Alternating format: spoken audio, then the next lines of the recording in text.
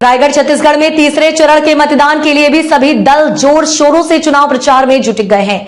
इसी क्रम में आज शाम भूपेश बघेल रायगढ़ पहुंचे और संजय मैदान में चुनावी जनसभा को संबोधित किया तथा रायगढ़ कांग्रेस प्रत्याशी डॉक्टर मेनका सिंह के पक्ष में वोट करने की अपील की। भूपेश बघेल ने अपने संबोधन में 5 न्याय योजनाओं के बारे में विस्तृत से बताया। भूपेश बघेल भाजपा पर आरोप लगाते हुए कहा कि केंद्र में मोदी की सरकार पिछले 10 वर्षों से सिर्फ जनता को ठगने का कार्य किया है। पूरे देश में गरीबी और महंगाई अपने चरम सीमा पर है। उन्होंने कहा कि भाजपा 400 पार की मांग इसलिए कर रही है कि वह संविधान को बदलना चाहती है। उन्होंने आगे अपने संबोधन में कहा कि केंद्र में कांग्रेस सरकार बनते ही हम 30 लाख नौकरियां तुरंत बेरोजगारों को देंगे तथा प्रत्येक गरीब महिलाओं एवं माताओं को प्रतिवर्ष 1 लाख रुपए देने का कार्य करेंगे। कांग्रेस सरकार करेगी। उन्होंने भाजपा एवं प्रवेश करने वाली चिंतामणि महाराज के बारे में कहा कि उनका नाम इंडी की लिस्ट में था मगर उनका भाजपा में जाकर धुलाई हो गई। भाजपा वॉशिंग मशीन का कार्य करती है। भूपेश बघेल ने कहा कि भाजपा चंदा लेने का काम करती है। वह सट्टा खिलाने वालों से भी इलेक्ट्रॉल बॉन्ड के माध्यम से चंदा लिया और तो और कोरोना का टीका बनाने वाली कंपनी और गौ माता का मांस बेचने वाली कंपनियों से भी चंदा लिया। आज खड़गे जी का चांपा जागीर में बड़ी रैली थी और उसके बाद यहाँ रायगढ़ मैं आया हूँ मेनका जी के चुनाव प्रचार में और यहाँ का जो हमारे महापौर मैडम हैं उनके वार्ड में एक सभा आयोजित की गई थी जिसमें हमारे रायगढ़ लोकसभा के सभी साथी उपस्थित हैं और एक अच्छा माहौल लोगों के बीच में है। आज सबसे बड़ी बात संविधान पे जो खतरा मंडरा रहा है, संविधान को बदलने की जो बात कर रही है और लगातार सफाई पे सफाई दिए जा रहे हैं, तो ये इस बात का परिचायक है कि भारतीय जनता पार्टी बहुत गलत मुद्दे पे हाथ डाल दिए। उनका पहला मुद्दा 400 पार वो खत्म हो गया।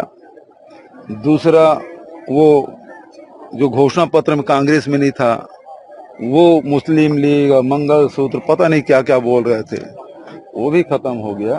अब तीसरा, ये आरक्षण के बारे में बाबा साहब अम्बेडकर भी आ जाएंगे तो बदल नहीं सकते, मतलब आप उससे भी बड़े हो गए हैं। इतना अहंकार प्रधानमंत्री जी का, तो ये अहंकार में डूबे हुए लोग हैं। लेकिन अब धीरे धीरे उसके पैरों तले जो जमीन है वो खिसकती जा रही है।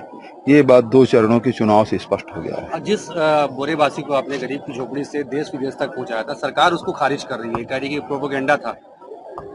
गरीब के खाना उनको कैसे बर्दाश्त होगा, गरीब को सम्मान मिले कैसे बर्दाश्त होगा। और छत्तीसगढ़ की परंपरा है बोरेबासी, चाहे वो किसान हो मजदूर हो, हर गरीब का भोजन था, उसको हमने सम्मान देने का काम किया। तो हम तो बोरेबासी दिवस मनाने का आह्वान भी किया है और सारे लोगों को सोशल मीडिया में डालने के लिए भी कहा है। कल मैं भी बोरेबासी खाऊंगा। ये सरकार बार बार बोल रही है कि सारे काम बहुत तेज गति से हो रहे हैं, क्या लगता है वाकई में भ्रष्टाचार बढ़ा हुआ है? भ्रष्टाचार तो बढ़ा हुआ है, चाहे वो शराब की बात करें, चाहे वो मिलिंग की बात करें, चाहे वो रेत घाट की बात करें, सब में भ्रष्टाचार चला रहा। रोकने क्या कर रहे हैं? हम पे तो आरोप लगाते तो भ्रष्टाचार हुआ था, आपने रोकने क्या किया? कुछ नहीं किया। या तो वो आरोप राजनीतिक आरोप था या फिर आप उसमें लिप्त हो गए, 2 में से एक ही बात होगी। और विष्णु देसाई जी हर जगह भाषण में दे रहे हैं, तो आपने रोकने के लिए किया क्या? 2000 करोड़ के शराब घोटाले की बात आप करते हैं, उसको वसूली के लिए किया क्या? 5 महीने हो गए, 6वें महीने आपकी सरकार को चल रहा है। 6 महीने में आपने क्या होलोग्राम एजेंसी वाले बदले हैं, फैक्ट्री वाले को बदल दिए हैं, प्लेसमेंट एजेंसी को बदले हैं, और रिकवरी के लिए आपने किया क्या है? केवल ये है कि आप प्रताड़ित करने के लिए लोगों को जेल में डालने का काम कर रहे हैं। तो ये आप जो आपको अधिकार मिला है, जो शपथ आपने ली है, उसके हिसाब से आप काम नहीं कर रहे हैं। सीएम और उनके मंत्री 2 बातों को लगातार बोल रहे हैं, एक ये कि कांग्रेस मुक्त भारत, और दूसरी ये बोल रहे हैं कि कांग्रेस डूबती नाव है और लोग लगातार बीजेपी में आ रहे हैं। ये किस तरह का बयानबाजी है? मतलब एक तो लगातार बीजेपी में जा रहे हैं, मतलब कांग्रेस मुक्त भारत होगा नहीं होगा ये तो उसके बस 10 साल हो गया, वो कर नहीं पाए।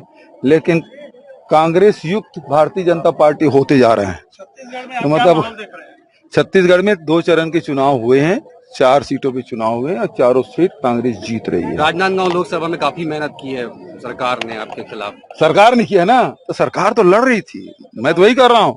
भारतीय जनता पार्टी नहीं लड़ रही थी, सरकार लड़ रही थी, फिर भी बुरी तरह से भारतीय जनता पार्टी वहां पर पराजित है। 7 सीटों में मतदान होना है, उसका कांग्रेस की चुनौती आप किस तरह से देख रहे हैं? बहुत, देखिए बहुत अच्छा रहेगा। मैं भी चांपा जांजगीर गया था, और उसके बाद आज रायगढ़ आया हूँ। कल भी कुनकुरी में मेरी सभा है और उसके बाद फिर सरगुजा भी जाऊंगा, कोरबा भी जाऊंगा। तो लगातार भी दौरा है, उसके बाद मैं बात करूंगा।